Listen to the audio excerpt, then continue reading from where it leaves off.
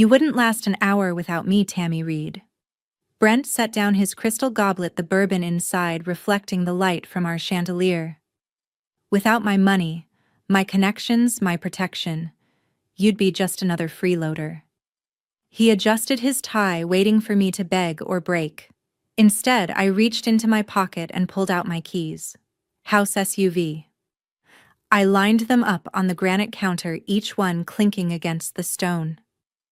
You're right, I said. Let's see. His face fell as I walked toward the door, leaving behind everything he'd bought me. But that was 3 hours ago. Now I was sitting in the lobby of a hotel on Beale Street, watching security footage on my phone. Yes, I had access to our penthouse on South Main. Another thing he never knew I understood. He was pacing the kitchen, picking up his keys, putting them down, calling someone. Probably his parents. Certainly not the police, because what would he say? My wife left her keys and walked out. The doorman approached with a smile. His room was ready. My maiden name had sounded right when I'd booked it that morning. I'd paid with my own money 6 figures from what he called my little hobby of interior design consulting. He'd laugh at parties and tell people I played decor like other wives played bridge. No one knew I'd turned his initial $10,000 allowance into enough to build my own empire. This room was smaller than our penthouse, but it was full of possibilities. I put down my only suitcase, the one I'd hidden in the office months before, filling it with necessities for every visit. He watched the credit cards but never asked about business trips. Trophy wives need to be on point after all. My phone buzzed. 15 missed calls. I deleted his contact, watching his number become nothing more than a number. The first voicemail came through when I tried to turn it off. Tammy, this is ridiculous. Come home. We'll talk. His voice had a controlling tone, like he was handling a bad deal. By the 4th message, the control was broken. You can't leave. Half of everything is in both of our names. I need your signature too. If this tale of flipping the script on a manipulative family and forging your own path has you riveted, hit that like button. Right away. My standout moment was when she slammed those keys down and strode out, primed to shatter his doubts. What's yours? Before diving deeper into my story, drop in the comments what time it is, where you're watching, and which city you're in, so I can see how far this journey of resilience has spread. Don't miss out on more gripping tales of triumph. Subscribe and tap the bell to catch every update. That morning felt like a different lifetime. I woke at 6 as usual, alone in our king bed because Brent had fallen asleep in his study again, surrounded by monitors showing real estate deals from Dallas. The coffee maker was programmed. Despite what he told his friends, I'd learned every appliance in that kitchen. He claimed I couldn't operate a microwave at last month's dinner party. Everyone laughed, even me playing the role. I stood at our floor-to-ceiling windows in the penthouse on South Main watching Memphis wake up. The silk robe he'd given me for our anniversary itched against my skin designer label, but wrong size chosen by his assistant, who thought all wives were the same. Today was our 4-year mark. He hadn't mentioned it once this week, but I'd stopped expecting after year 2. The invitation to the charity event sat on the marble counter. Another performance where I'd smile while the wives compared properties. One would ask about my little hobby with that smug look. Still tinkering with those design apps, dear, she'd say, not knowing I'd made more this quarter than her husband's side hustle. That's when I decided to organize Brent's study, looking for our insurance documents. He was particular about his space, everything in place. The voice recorder sat on his desk, the silver device he used for important notes. When I knocked it over, reaching for files, it clattered to the floor and started playing. His voice filled the room mid-conversation. She asked for our deal statements yesterday. Laughter. I told her they were too complicated, lots of numbers. She believed me. Brian, I could get her to sign away her share, and she'd just ask which pen. My hands trembled as I picked it up, saw the date. Last Tuesday, the day I'd brought him lunch at the office in downtown, surprising him with his favorite barbecue. He'd seemed pleased, introducing me to his new analyst as the lovely Mrs. Hayes. Now I understood the analyst's smirk. The recording continued. "That's why this type is perfect," Brent said. "Pretty enough for photos, clueless enough to control, grateful enough to stay quiet. My father taught me well. Marry beauty, rent intelligence." I placed the recorder back exactly as it fell, angled precisely. Then I found the insurance papers and something else. A folder marked prenup amendments. Documents dated last month, adding clauses about abandonment, forfeit of assets if I left without cause. Already notarized with my signature forged, but expertly so.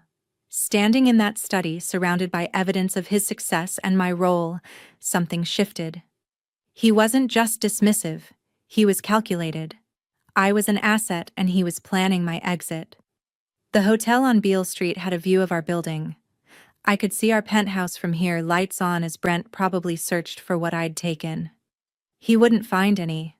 I'd only photographed documents, copied files to clouds he didn't know about. The real move would come later, legally, through the half of everything he'd put in my name for tax reasons.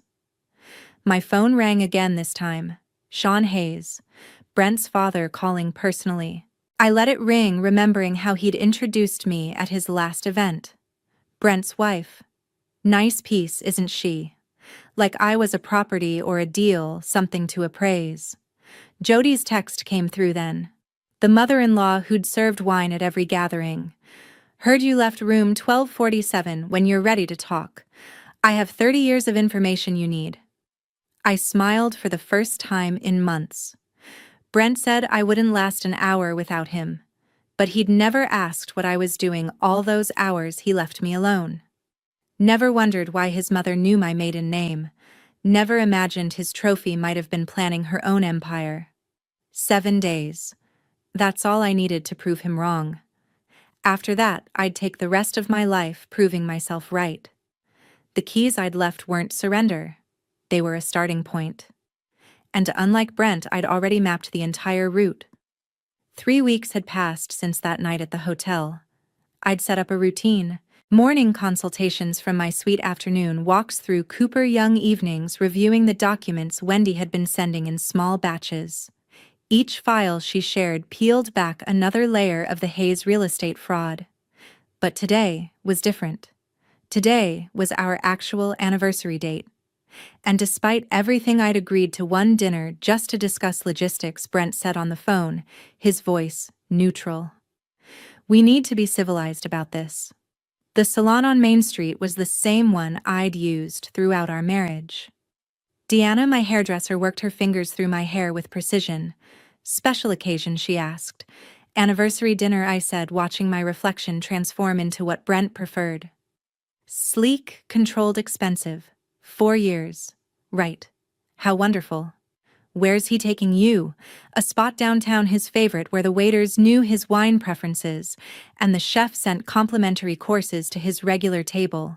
3 days later, at the estate in Central Gardens. The circular drive was full of cars. I recognized Brian's Bentley, 2 other partners' vehicles, even a new Tesla from another associate. This wasn't a simple dinner. This was an intervention masked as a celebration. Jody answered the door, Sean's wife. Her smile carried fatigue. "Tammy, you look amazing," she said, her eyes conveying caution. The foyer led to the main room where Brent commanded attention, tumbler in hand, his third judging by his flush. He glanced at me, absorbing the dress and hair, then resumed his talk without a word. Brian waved. Marissa sat aside, sipping her martini intently. "Lovely, Tammy," Sean boomed, emerging from his study. He kissed my cheek, smelling of cigars and scotch. "Though I hear you're causing trouble with this split." "Bad for the firm." "You get it." Wendy emerged with champagne. Her gaze met mine, briefly signaling awareness. As she passed the glass, her fingers touched mine. "Some celebrations mark closures," she murmured. The dining area was arranged for 12. I spotted partners, their spouses, even Brent's attorney. They'd orchestrated this to force me back. I sat between Brian and a partner's wife opposite a portrait of Sean's father, the founder who built the company on dubious land deals and alliances. Dinner came in stages. Between the appetizer and entree, Brent launched his act. Amusing tale of how Tommy and I connected, he declared. The group focused on him. She wandered into a property seminar confused. Thought it was about landscape planning. He waited for chuckles. She inquired if real estate funds involved garden plots. Genuinely believed we discussed hedges. The anecdote was invented. I'd attended that seminar to pitch my interior concepts for developments, but facts didn't suit his story. Lucky for stray finds, Brian chimed in toasting. They become ideal ornaments. Marissa's hand reached mine beneath the table, an attempt at solace, though her sympathy stung more. I pressed back once, then withdrew. Restroom, I whispered. Sean's office door was ajar, his screen illuminated left unattended. I entered quietly, noting the arrangement, the safe concealed by artwork. The private cabinet. His password stuck to the monitor, Sean 1936, his birth era and a reference. These guys fancied themselves sharp. From the window I viewed the table in merriment. Brent standing waving his glass embodying the triumphant spouse, while his real wife gathered intel in shadows. Upon return discussion turned to commerce. Texas venture debt ratios, hazard evaluations. Spouses remained mute as men debated fortunes like board games. Then Brian, intoxicated sufficiently for malice, proclaimed, Brent's a dynasty creator, Tammy's the showcase. Refined, yet merely decorative. The chuckles carried sharpness, aware the quip cut deep. Brent lifted his glass. Finest acquisition ever. Excellent deductions, low care enhances it functions. Wendy removed dishes, her pace deliberate. Our looks crossed the space, and in her expression I perceived accumulated fury from witnessing women diminished. Her subtle affirmation indicated preparedness. Something within me solidified, not fractured, but sharpened, clear as the ring on my finger that now seemed a restraint. The ring on my finger gleamed as I departed Sean's estate that night, each facet scattering lights like small vows of retribution. In the car, I retrieved a prepaid phone from under the seat, bought with cash at a store where questions weren't asked. My fingers sent a brief message to the sole number stored. Tuesday, 2 p.m., Cooper Young spot. Wendy's response arrived swiftly. I'll bring files. 3 days of anticipation felt extended. I maintained my pattern at the hotel, ordered meals, handled small designs to sharpen focus. Brent ceased calling. His lawyer managed now, dispatching formal notes on reconciliation for stability. Each note went to the shredder, then to Terry Wong, my attorney 2 hours away, where Brent's reach faded. Tuesday came overcast and muggy. The Cooper Young Cafe, nestled between a bookstore and a vintage shop, windows steamed from coffee machines. No one from Brent's circle would venture here, making it ideal. Wendy sat in the rear corner in a sweater, despite warmth appearing like a misplaced ant, but her eyes held 30 years of documented indignation. Mrs. Hayes, she started, and I interrupted. Read. I'm reclaiming my maiden name. She grinned, sliding a cookie tin across. The container seemed vintage, patterns faded. Inside, wrapped in paper, a lipstick case. Twist bottom thrice, then extract, she directed. The lipstick concealed a drive. 16 gigabytes of what Wendy termed safeguards. Began collecting in the 80s. She stated, voice low above the cafe noise. Sean's first wife, Elena. She sensed irregularities in the deals. Asked me to observe, listen. Then she faced her departure. Wendy's fingers quoted the term. Forced divorce, clear weather, ISO. 1 week later at the cafe in Cooper Young. The spot sat squeezed between a bookstore and a vintage shop, its windows fogged with steam from coffee machines. No one from Brent's world would ever step foot here, which made it perfect. Wendy was already seated in the back corner wearing a sweater, despite the heat, looking like someone's aunt who'd taken a wrong turn. But her eyes held 30 years of carefully documented anger. Mrs. Hayes, she began, and I cut her off. Reed. I'm using my maiden name now. She smiled, pushing a tin of cookies across the table.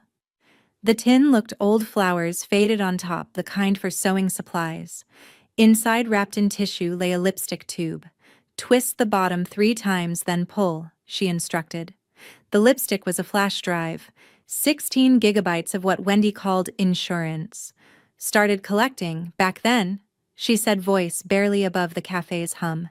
Sean's first wife, Elena. She knew something was off with the land deals. Asked me to watch, to listen. Then she had her forced exit.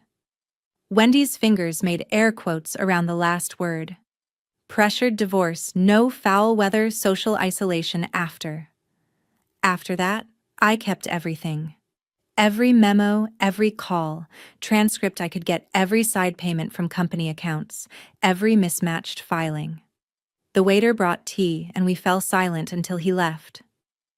Wendy poured with steady hands, though a slight tremor showed when she mentioned Elena. The second wife, Caroline, lasted longer. Smart woman, degree from a prestigious program, started asking the right questions in year 4. Sean had her sidelined for exhaustion. She signed the papers from a treatment center, gave up all claims to avoid extended stay. My tea went cold as Wendy outlined 2 decades of property scams, each one meticulously noted on that tiny drive. But she saved the worst for last. Your husband isn't just complicit. He's grooming Marissa. There's a trail gifts charged to dummy companies' hotel bookings that match his supposed client trips. He's planning to replace you, Tammy. But first, he needs to ruin your credibility. That birthday dinner, they were all there to witness your unstable behavior. Leaving the keys, walking out. They'll paint it as a breakdown. The cookie plate arrived, but neither of us touched it. I was thinking about Marissa's hand squeezing mine at the table, wondering if her concern was real or part of the setup. That night, I sat in my hotel room with my laptop, the drive plugged in, scrolling through Wendy's evidence. It was overwhelming. Decades squeezed into folders labeled by period, by scheme, by affected party. But I needed Brent's own files to confirm everything. Terry Wong answered on the second ring despite the late hour. I need to form a company. Something that blends in. When tomorrow? That's expedited. It'll cost extra. I'll pay triple. 2 hours north on the interstate. Past the exits for suburbs where Brent's colleagues lived in their own gated homes. Terry's office occupied the second floor of a building that also housed a dentist and a tax preparer. No marble, no art, just diplomas on the wall and a coffee maker from another era. She'd already drawn up the papers. Horizon Holdings LLC, incorporated in Delaware, registered in Tennessee with a business address that led to a P.O. box that led to another LLC that led nowhere. The setup is fully legal, she explained, pushing documents across her desk, but layered enough that tracing it would take months of forensic work. By then, you'll have done whatever you're planning. How do you know I'm planning something? Terry leaned back, studying me. Because women who pay triple for shell companies don't do it for fun. They do it for survival. A week later, Brent left for Texas. 5 days of meetings about expansion into new markets, he said, though. I knew from Wendy's intelligence that he was really setting up accounts I'd never touch. Penny seemed relieved when I told her to take the week off. Paid vacation? Spring cleaning, I explained. I need to do this myself. Alone in our penthouse, I became someone else. Not the trophy wife, not the decoration, but a forensic examiner digging up evidence of my own obsolescence. Brent's office password was embarrassingly simple. Our wedding date, as if that meant something to him beyond a tax advantage. His computer open like a confession. Folders within folders. Transactions time-stamped to the minute, showing clear patterns. Sean would have lunch with certain developers. Within hours, Brent would make moves on those properties. The pattern was so obvious once you knew to look. In his locked drawer, the one he thought I didn't know about, lay emails that made my stomach turn. Not just about Marissa, but about me. Messages to Brian discussing my mental fragility. Ideas that I might need professional help, plans to have me assessed by a psychiatrist. Sean knew one who'd testified in Caroline's case. My hand stayed steady as I photographed each page, uploaded each file to Horizon Holdings' encrypted cloud. Every document went back exactly where I'd found it, aligned to the millimeter. Brent would return to an office that looked untouched, while I held copies of everything that could destroy him. The final document was in his personal safe. He'd hidden the combination in a book about real estate moguls, thinking he was clever. Inside, beyond the cash and gold, was a single folder marked Exit Strategy. Not for deals or projects. For me. A timeline showing when to file for divorce, how to claim abandonment, which assets to hide first. My elimination was scheduled like a property flip, complete with profit projections. I photographed it all, then sat in his leather chair looking at the city lights below. Somewhere out there, Wendy was probably filing her own reports. Terry was setting up the next phase of corporate structures, and Brent was sleeping soundly in Texas, dreaming of empires built on the bones of women who'd trusted him. He was wrong about one thing, though. I wasn't just another accessory in his collection. I was the one holding the blueprint. Brent left for Texas that morning, 5 days of meetings, he said, though I already knew, thanks to Wendy, he was hiding assets. Alone in the South Main penthouse, I stopped playing the ornamental wife and became the strategist. His office code, our wedding date, opened his computer like a confession, secret land deals messages plotting my removal, and a folder labeled Departure Tactic. Not for business, but for me, laying out a separation suit to paint me unstable and bury assets first. I copied everything to Horizon Holdings' secure vault, restored his files perfectly, and closed the door on his future ambush. The next morning, I swam 50 laps at the Beale Street Hotel pool until Marissa appeared, immaculate clothes, tired eyes, and a bruise half hidden beneath makeup. "Brian knows," she said. Phones cloned. "These men don't just rage, they retaliate." She vanished before I could answer, leaving me unsure if she was warning me or testing me. That night, Brent came home with lilies, my least favorite, and a script about taking a no-signal mountain vacation. He slid updated insurance across the table, hands shaking as he poured client-only Cabernet. I photographed every page under the table and signed with the same hand, documenting his plan to erase me. 3 days later, he fetched my mother from the airport himself, playing devoted son-in-law with dinners, spa vouchers, and toasts about the woman who raised a remarkable daughter. My mother glowed. I smiled and let the performance breathe. After she left, Wendy texted meet at the Memphis library. In a quiet corner, she spread clippings like tarot. Elena pressured out. Caroline vanished. Jennifer, bankrupted women who'd worn my last name across decades, all discarded around year 4. "You're 4 years, 3 months, Wendy said. "Act now." I asked why she stayed. "Different cage," she said, "but a cage still."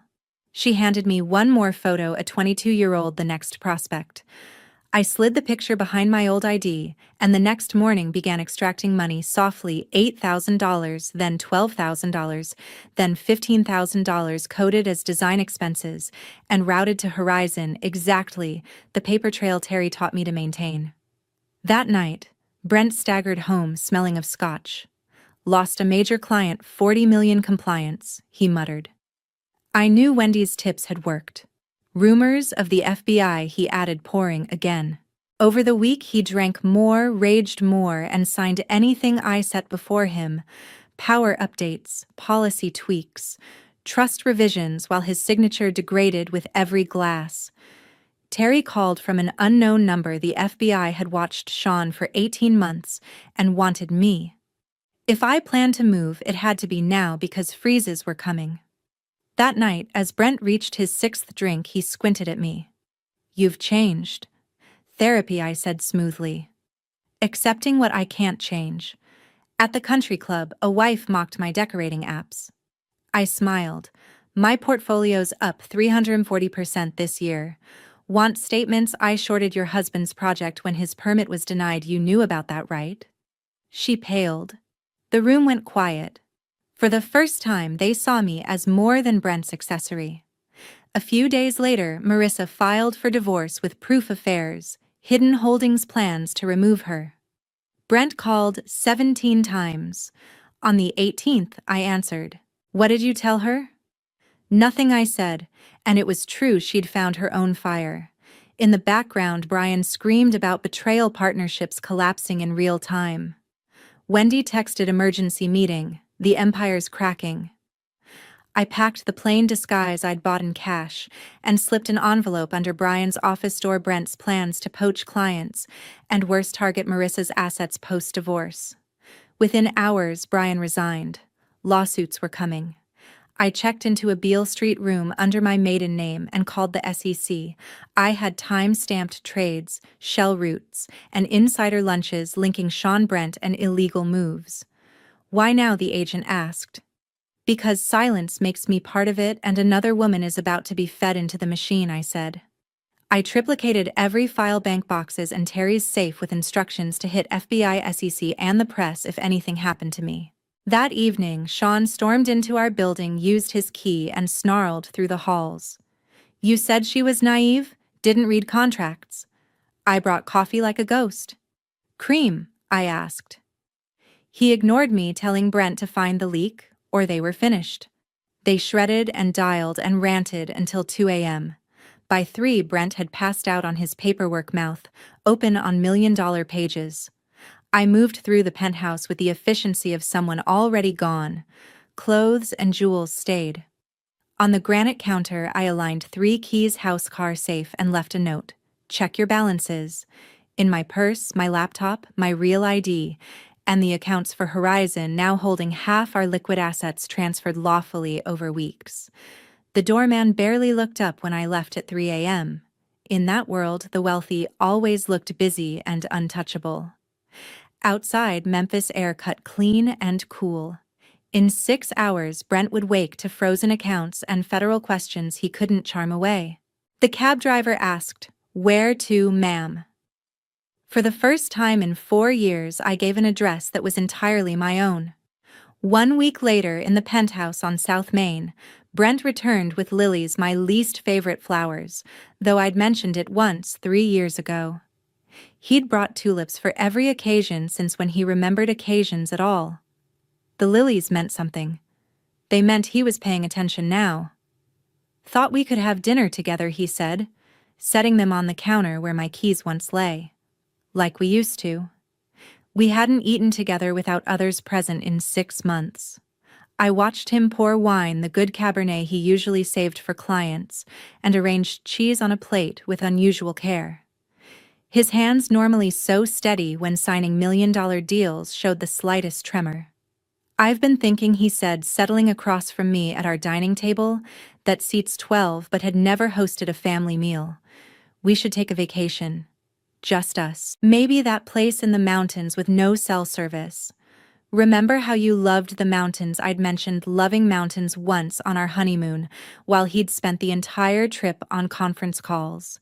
The fact he remembered felt like a trap, spring-loaded with teeth. When I asked, cutting a piece of cheese with surgical precision. Next week or sooner, tomorrow even. His eagerness betrayed him. You seem stressed, Tammy.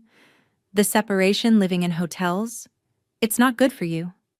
He pushed a document across the table. New insurance papers, he explained. Better coverage for both of us. His eyes tracked my hand as I picked up the pen, watching for hesitation, for signs of suspicion. Under the table, my phone captured every page. Terry's app, running silently, storing images in Horizon's encrypted cloud. You trust me, don't you? His question hung between us like a chandelier about to fall. Completely. I lied, signing my name with the same hand that had documented his plans to destroy me. 3 days later, Carla arrived from Ohio, her presence announced by Brent himself, picking her up from the airport, something he'd never done before. He carried her luggage, complimented her new haircut, asked about her garden with feigned interest, so polished it gleamed. Oh, honey, she gasped, pulling me aside in the kitchen while Brent mixed her gin and tonic with the precise ratio she preferred. "You didn't tell me things had gotten better." He seemed so devoted. The words I wanted to say piled up behind my teeth. "He's performing, Mom. This is a show where you're the audience, and I'm the prop.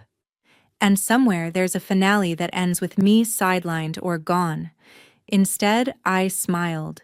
He's full of surprises. That week became a masterclass in Brent's abilities. Broadway shows he'd previously called waste of time, dinners at restaurants he'd booked months in advance. Though I knew his assistant had pulled strings that morning, a surprise spa day for both of us while he handled some business. Carla glowed under the attention tears actually forming when he toasted her at dinner, calling her the woman who raised such an incredible daughter. I watched from across the table as he performed the role of perfect son-in-law and realized with cold clarity that I'd never actually seen Brent try before.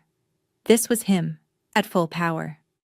The charm that had built his empire directed now at convincing my mother that her daughter was safe. The last night of her visit, she sat on my bed in the guest room holding my hands. "Honey, you've lost weight. And your smile. It's different practiced." Her fingers found my cheekbones sharper now from months of barely eating. "Are you happy?" Behind her through the doorway, I could see Brent's shadow in the hallway listening. "I'm exactly where I planned to be," I said loud enough for him to hear, ambiguous enough to be true. After Carla left, Mindy texted from an unknown number. The message was anonymous, but I knew her style. "Stop now, or regret it." I traced the IP, but it bounced through proxies. She was following my social media, liking old posts, sending subtle threats. That evening, Brent brought more gifts, a necklace this time. "Thought you'd like it?" he said, draping it around my neck. "Matches your eyes." I nodded, but my mind was on Mindy's messages. She was escalating, watching my moves.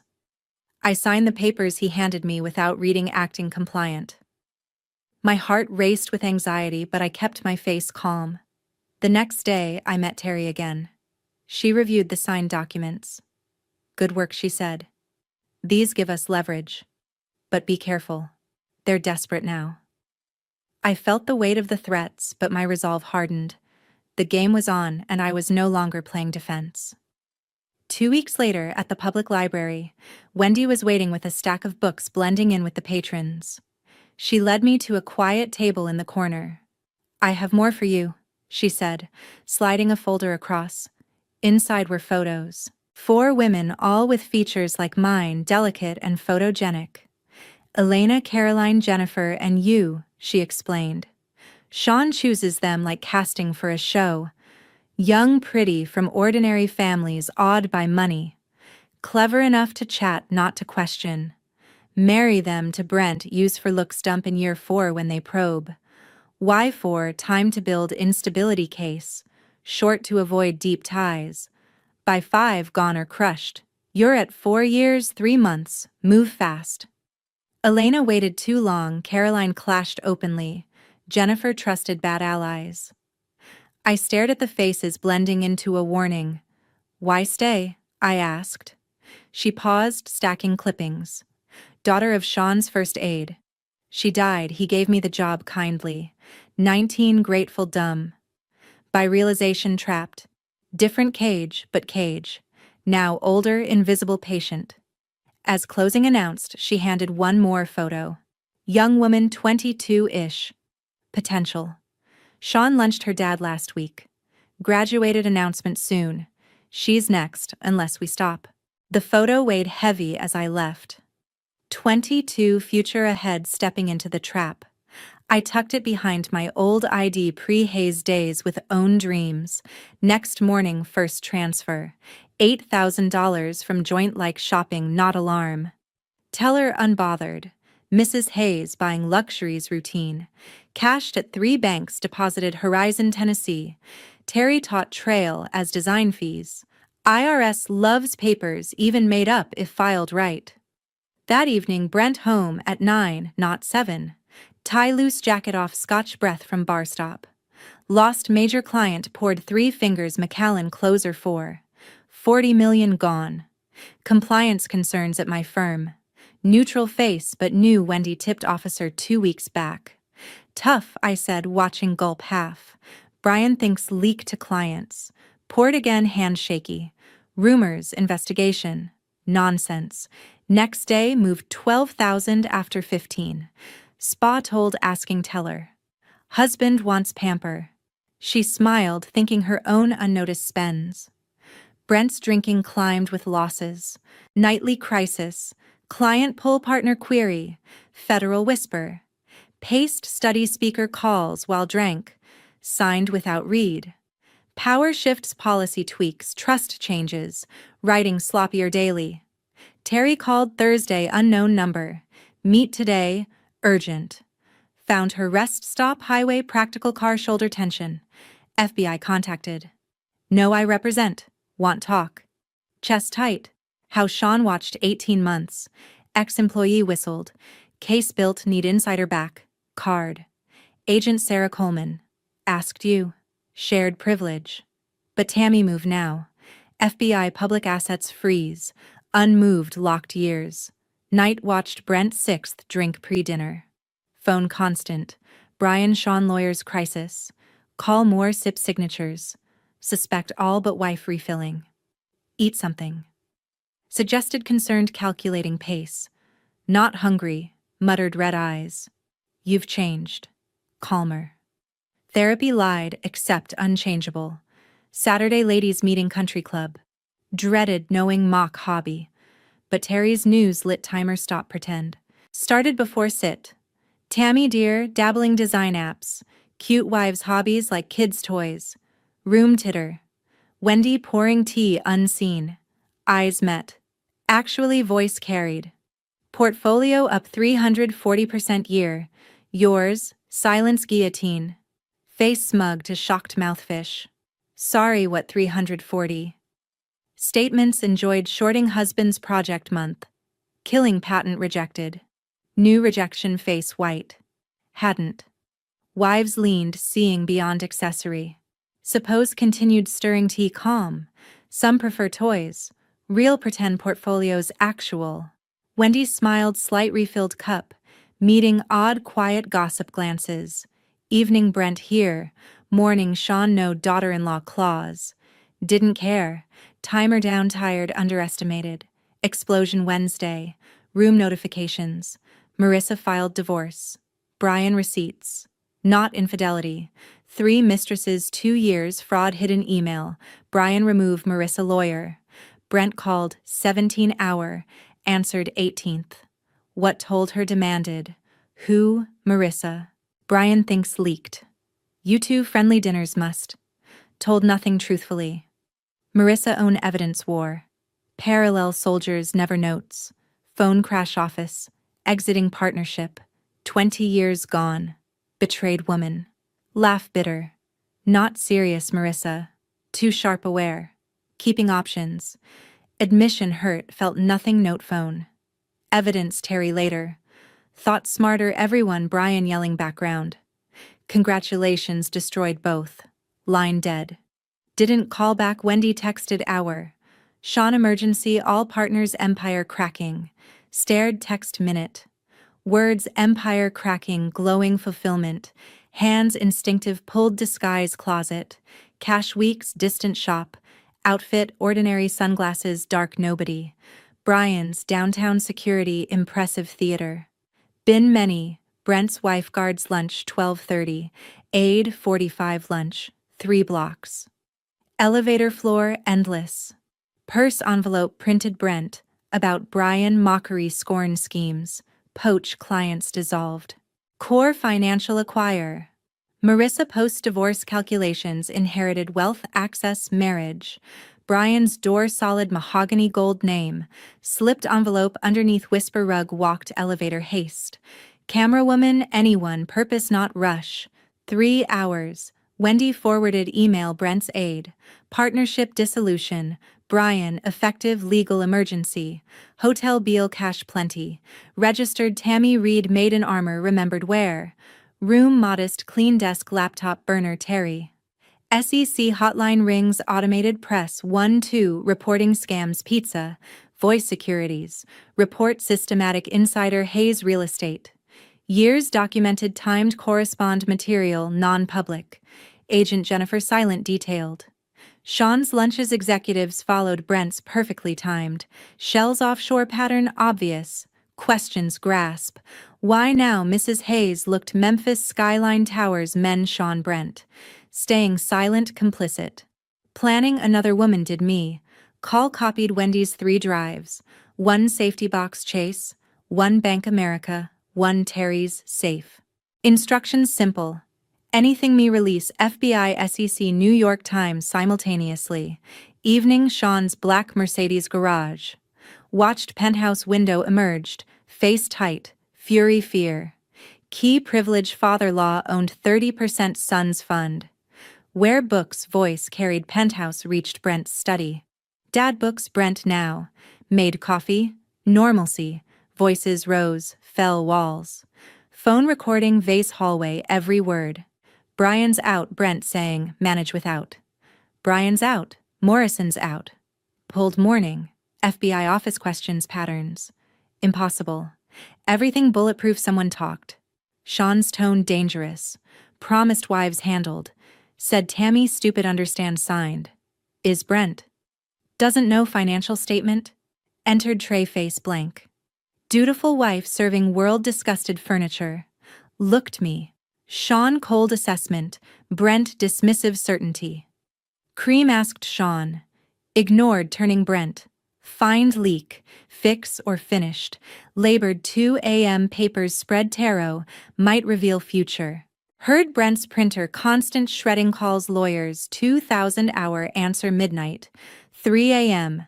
Brent past chair surrounded evidence crumbling empire head stack drool, pooling million pages. Mighty genius reduced exhausted man built throne bones, underestimated women. Moved penthouse last time not nostalgia, clinical efficiency already gone. Clothes closets. Explain wife left behind. Jewelry boxes, blood diamonds gilt gold never mine.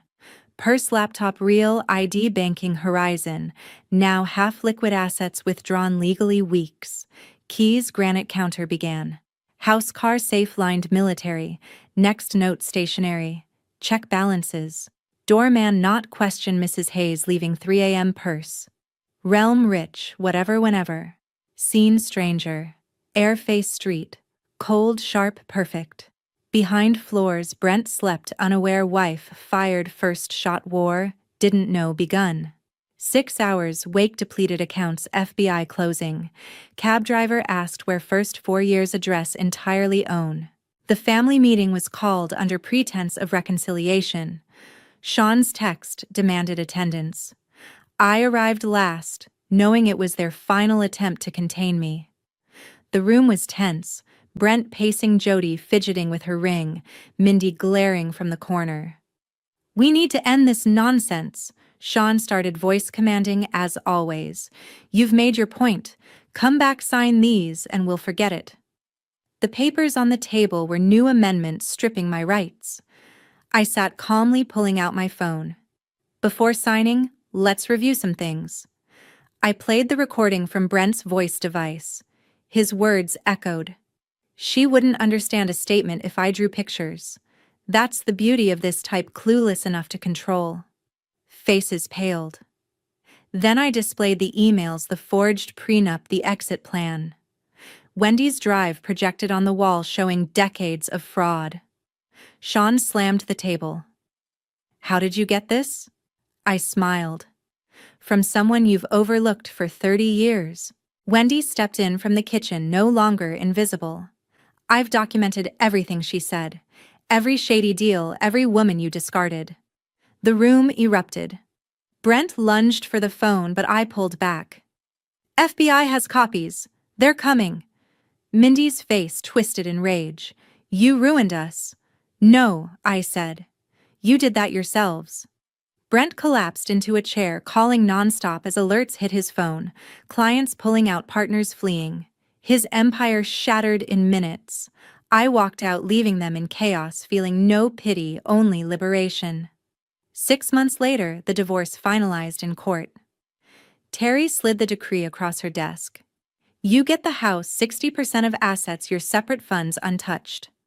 The courtroom had been full. Brent sat defeated, suit loose from stress. His lawyer tried. Mrs. Hayes profited from crimes. Terry played the recording. Brent's contempt filled the room. Judge looked at him. You underestimated your wife's intelligence. That led to your downfall. Signing Tammy Reed reclaimed me. The whistleblower reward cleared funding my new path. Wendy waited outside in a fresh suit. We walked to the old Hayes office building. Directory blank where their name was. Third floor, Wendy said. Landlord cut a deal, better PR for Survivor Foundation than empty space. Horizon Foundation sign hung. Our first client came, wife of an executive fudging data, clutching files. My husband calls me paranoid, she whispered. Says I don't get the business. Wendy leaned in. Documents tell stories. We'll craft your new one. 2 weeks before Thanksgiving, Carla called. Visiting, she declared. Moved to 2-bedroom apartment, cozy with light. Kitchen small, but mine, learning to cook. Picked her up in my used car. You look different, she said in traffic. Lighter. Weak-talked foundation. Wendy's wit, women with secrets. Cooked Thanksgiving turkey, dry stuffing, perfect canned cranberry. Watched me in kitchen, comfortable, unlike penthouse. Your happy revelation. Free corrected, same thing. Stayed extra week, guest room, sage green reading while I worked cases. Last night, hugged like childhood before performed happiness. Proud whispered. Not surviving, becoming yourself. 6 months since walkout. Stood house doorway, mine, now signed papers. Room's empty. Brent's things gone. Phone rang. Wendy energized. New client, senator's wife, documenting violations 2 years. Keys hand-earned ones, heavier purpose. Through window saw young woman with fiancé her age, holding hand meaningfully. Ready round 2, Wendy asked. Thought 17 women, 3 months, 4 left marriages, assets intact, 13 gathering courage documentation. Each learning freedom, taken 1 document time. Born ready, told Wendy, closing door. Didn't know, till convinced, nothing. Lock clicked, finality. Walked car, tossed keys, agent cell, ego monument. Proceeds fund, horizon year 2. Drove back, smaller, warmer life, thought Elena, Caroline, Jennifer, ghosts. Wives past, broken, silenced, erased. Stories. Wendy's documentation saved me. Now saving others, 1 signature woman, time bridge, ashes. Empire burned. Phone buzzed, Marissa text. Coffee tomorrow? Someone meet, needs help. Smiled, merging traffic, home. Real home, not cage, doorman, marble counter, set keys, walked moment. Life, freedom looked imagined. Unremarkable, undramatic, absolutely mine. Brent's empire fell fast. 15 years in prison for wire fraud. Sean's 20-year history of fraud. Jody's matrimonial bankruptcy. Mindy lost her job, sued for civil isolation. Patient legal justice helps women overcome family manipulation, teaches self-confidence, and supports each other. Thank you for listening. Appreciate your time. Share your thoughts in the comments.